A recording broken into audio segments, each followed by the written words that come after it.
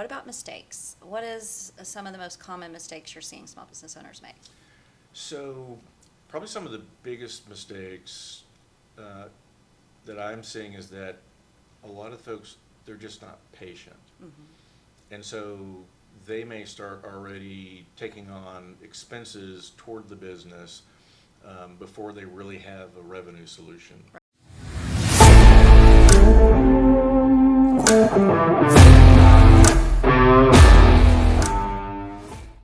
Welcome to Small Biz Connect, where we talk all things small biz. I'm Amy Reid with the Texas Gulf Coast Small Business Development Network. We are federally funded through the Small Business Administration as well as the state of Texas. Today we're joined with Doug Sewell with SCORE. Welcome, Doug. Thank you. Thanks for being here. My pleasure. So a lot of our listeners may not know what SCORE is, so let's just start there. What is SCORE and how do you guys support small business? Absolutely. And so very much like the SBDC, we're a resource partner for the SBA. And we're a nonprofit organization, typically made up of people who have had their own company at one point in time as an entrepreneur, or maybe they've run organizations and corporations, and so they've got this experience with business, right? And so one of the interesting things about SCORE being a nonprofit is that it's not that we have unlimited resources, we have a lot, right? So there's 150 volunteers in Houston, there's over 10,000 volunteers in the U.S., and so what that allows us to do is many times find somebody who has some experience in pretty much any industry you can think of, or any phase of the business cycle you can think of. I think that's a good description. We're going to go in a little more in depth in that in a Okay. minute, but I think I should ask, what is your role and what led you to volunteer with SCORE? Yeah, so I started volunteering in January of 2025 when I returned to Houston. And basically I was a certified mentor, still am. I still do mentoring one-on-one as well. But fairly recently I took on the opportunity to be the chair of the Southeast area, which covers pretty much from Pearland to Beaumont area. And one of my missions with that is just seeing how SCORE can support all the service organizations and agencies. Because many times I've seen where you have these great service organizations, but they're capacity limited to an extent. Right. And so I'm trying to help SCORE support whatever those needs are. It may just be administrative, right? But I have the belief, just like you, that whatever we can do to help close the gaps on service to the community, then that's got to be our mission to do that. Absolutely. Just make it easy for the small business owner to connect with everyone, Yes, like we were yes. talking about, build that ecosystem. Right. So when you become a SCORE mentor, what does that vetting process look like? How do you become a certified SCORE mentor? Yep. So like many organizations, we go through a training program that talks about everything from your code of ethics to how do you approach a mentee, how do you work with them in different subject matter areas. So we can do technical training. So for example, I have probably more of a background in operations. And even though I'm familiar with the finance side and marketing, all that kind of stuff, definitely not my deep suit, right? But Good to acknowledge that. right. And so, but we have resources that we can be trained on, if nothing else, just to get kind of a high level understanding of it. And it helps us to understand what questions to ask to send them to the right resource. And that's where we do a lot of co-mentoring with someone who is more or less an expert in that field. And so we do that, and then we actually have everyone who is what we call a provisional mentor. They have a coach that not only kind of talks to them about the chapter organization, but also helps them set up co-mentoring calls. And so we have every person who's provisional do at least 3 co-mentoring calls with certified mentors as part of the process to go through to kind of get them qualified. And so once they go through all of that, then they become certified, and then they can go boots on the ground. So it's not just anybody who wants to volunteer can volunteer. You have to go through a process. You have to be vetted. These are Yes. certified, qualified volunteers. They are, and there's also even a distinction because we get a lot of people who, they have qualifications, and let's just talk about someone who comes in as a CPA background, right? But they may actually still be working. Mm-hmm. And so they've got all this great knowledge, but they don't really have the time or the interest in being a one-on-one mentor in all the broad business categories. And so they can be a subject matter expert. They still go through the same training, Okay. right? But they spend more of their time either on co-mentoring calls when you need a subject matter expert, or in helping with webinars and some of the workshops. So I'm happy you mentioned the CPA. So will you kind of talk a little bit about what types of industry backgrounds and specialties do your mentors have? And so, like I said, we've got over 10,000, right? I know. What are some of the more popular ones, so maybe? from my experience, there are folks in the food industry, construction industry, a lot in logistics. We're starting to see more of some of the new people coming in that have some of the AI background, things like that, right? So very much like SBDC, where I see you guys have a whole section on cybersecurity. We're trying to evolve, as the Right. landscape evolves as well. That makes sense. We have to stay on trend. Otherwise, how do we help small business, right? Absolutely. So that's our job, to stay on Yeah. topic. One thing that I think I missed was you said that you're a nonprofit, but how much do you charge for your services? So, for me, which is one of my greatest attributes, is I'm free.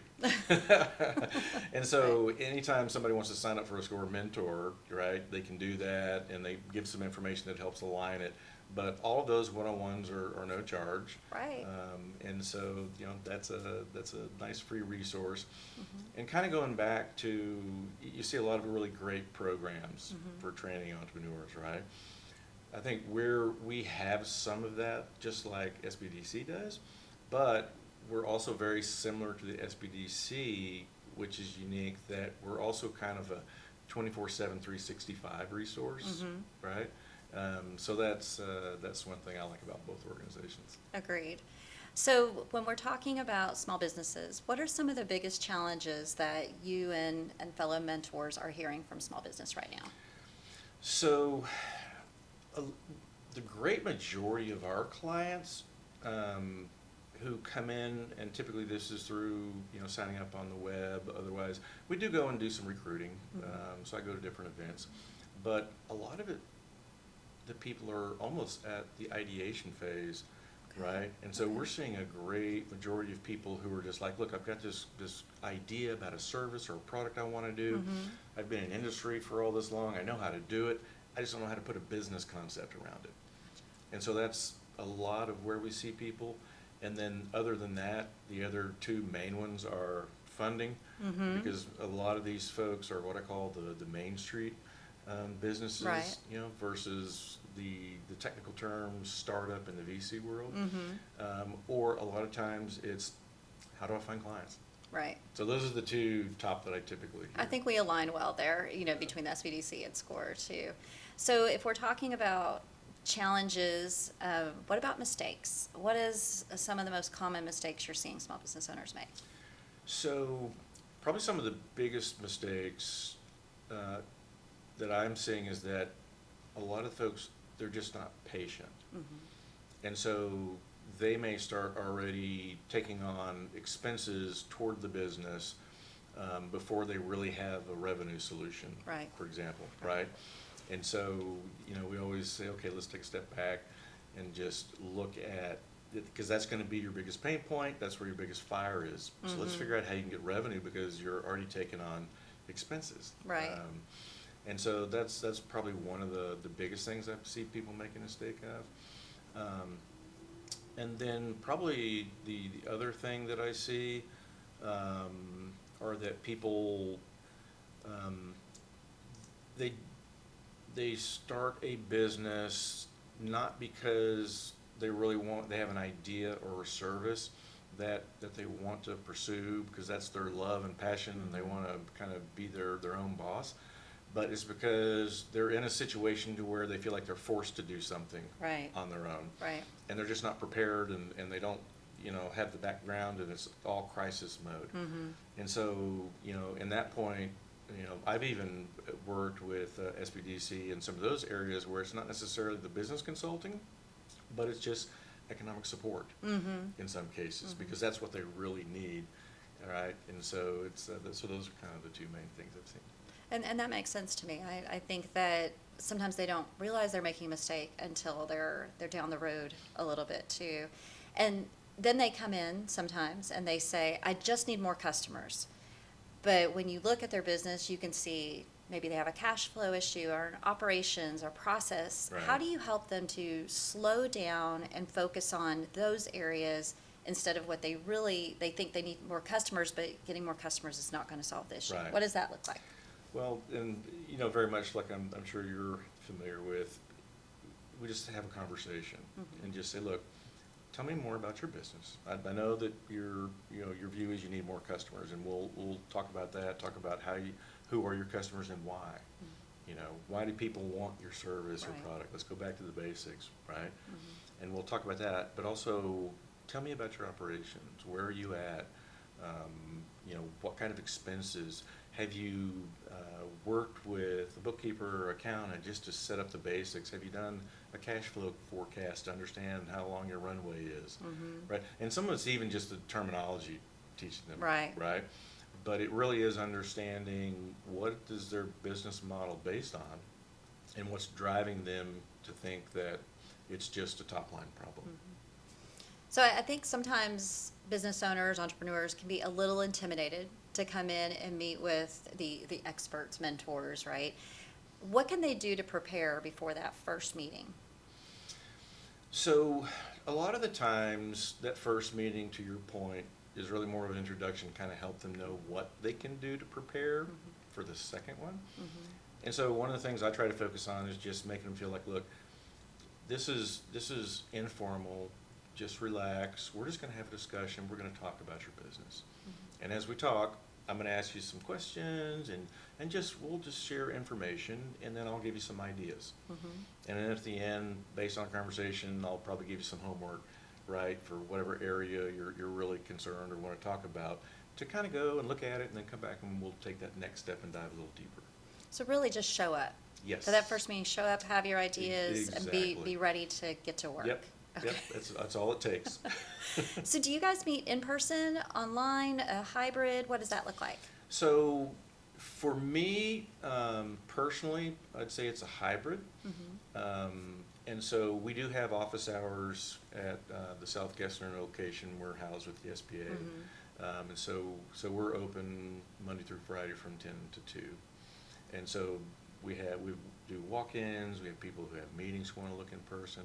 But probably the majority at this point are the video chats. Mm-hmm. And then sometimes, like, for example, I also volunteer at one of the innovation hubs, the ION. Mm-hmm. So every Friday morning, I'm there from 9 to 11, and so I'll have conversations with people as well. And on the occasion, I will go and meet them in a physical location, if it makes sense. So they really have some options. I know Yes. some people really prefer the online because they don't have to drive anywhere, so it takes less time, but other people really want that face-to-face contact. So. Absolutely. They feel more comfortable with that. Right. And part of that is because they're not as comfortable with technology. Mhm. And so Sometimes. I think it's a very personal thing, though, too. When you're talking about your business, you're really opening up, you're Absolutely. making yourself vulnerable. So I Absolutely. think sometimes they just feel like if I'm across from you and Absolutely engaging agree. that human. So Absolutely agree. I like that you guys have both options. So we've talked a lot about how SBDC and SCORE complement each other. What do you think is the most effective way that entrepreneurs can leverage using both services at the same time? So really, for me, it's more of a, how does the market find us, right? Mm-hmm. And we don't know everybody who's out there in the market, and there's typical channels. And so I think anything that can bring us in, clients from a particular channel, we help them with their basic needs, but we also start asking questions and look for opportunities Mm-hmm. to where we can collaborate.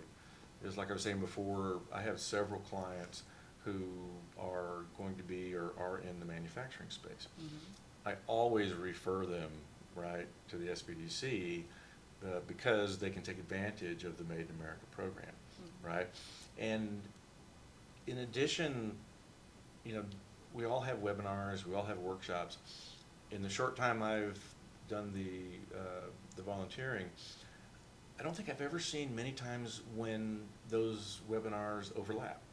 Oh. And so sometimes it's just a timing where content that's really valuable to an entrepreneur, it may not be convenient for them at that time. And so if they have another source for that, right, then they get the same value out of it, but it's just more aligned with, the timing of when their need is. Right. So if an entrepreneur is working with both of us, and I had someone just recently that was opening an automotive, and I have some automotive background, but not really what they were looking for, and I went right to the SCORE. I found someone in Chicago. I said, this person looks like a great fit. I, sent the link to the client and said, this is who I would request, and kind of went about that.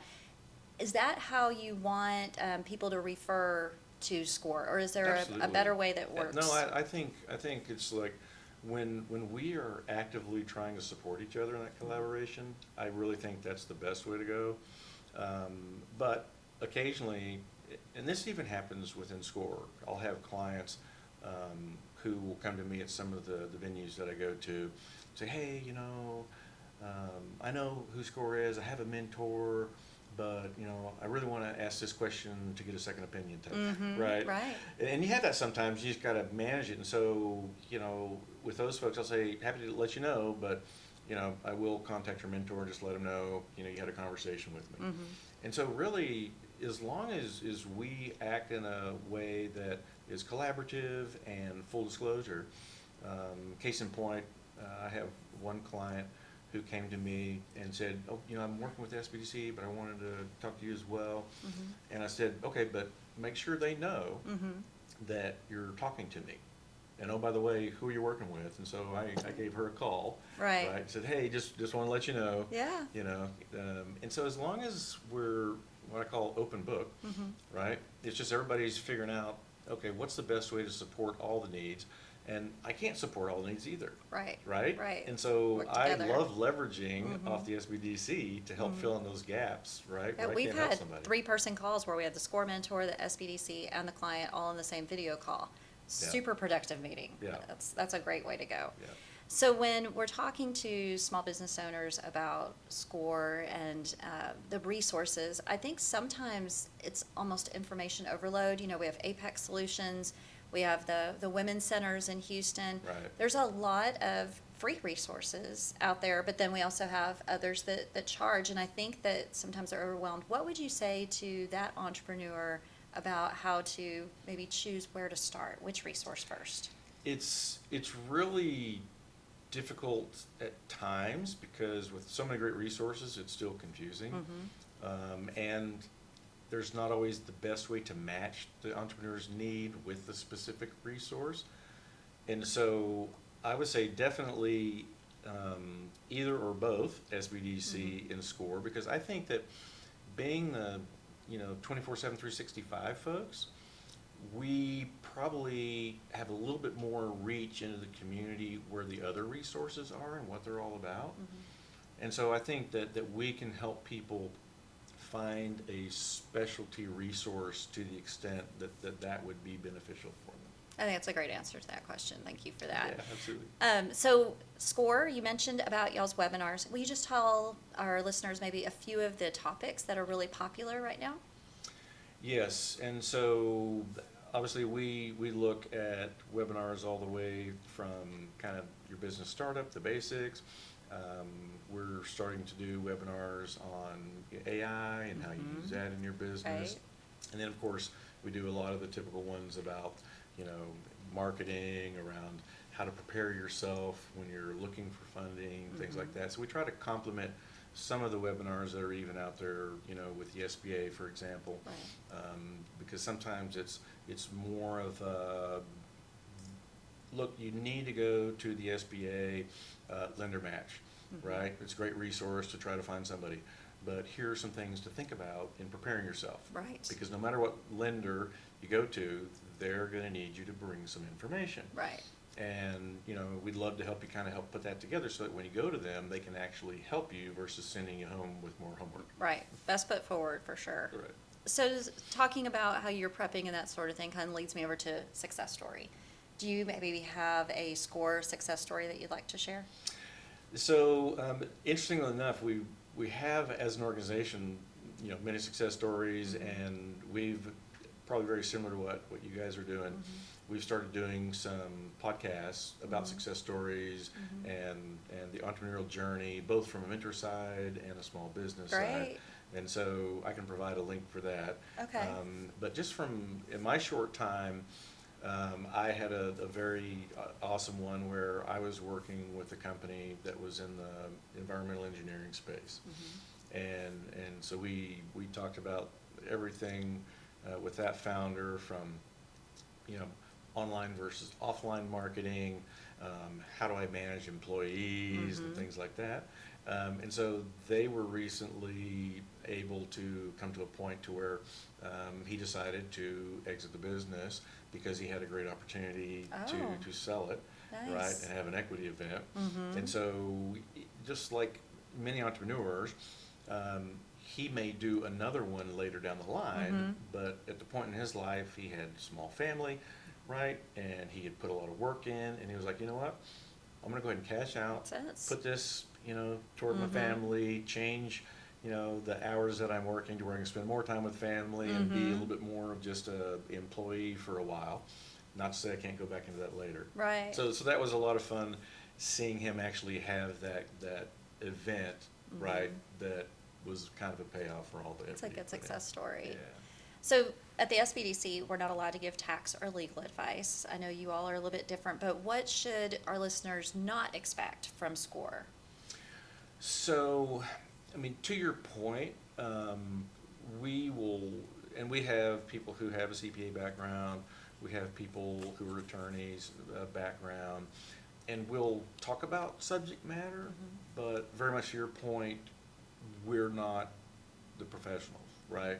We'll say, look, here's something to think about. You can prepare your questions when you go to a CPA, or you can think about this kind of a structure, or agreement or what have you when you go talk to your attorney. So even with us, we don't put ourselves out as advisors, Okay. right? And so it's one of those things to where a lot of times we see people coming in to see if they can get referrals. We said, well, we'll give you ideas about how to approach that market segment and the channel, but we're not really a referral group, right? Right. So we see some of that as well. Do you connect them to investors?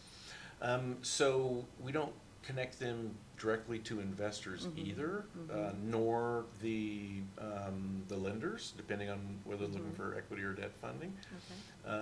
But we will make them aware of what associations or what events to where, whether it's the SBA or something else, to where they can get to those folks, but we don't typically send them directly to anybody. And I think that's a common misconception. People think that both of our resources provide, direct connections to investors or to lenders and that type of thing. So I just want to be clear for the listeners so they know as well. Yep. Well, and very much to your point, we follow a certain code of ethics, which helps us to keep that neutral, bias per se, right? And so because we aren't a referral service, it allows us to just give advice where, very much like you, we can kind of become that source of trust, right? Right. Perfect. So one last question is, how do people connect with SCORE?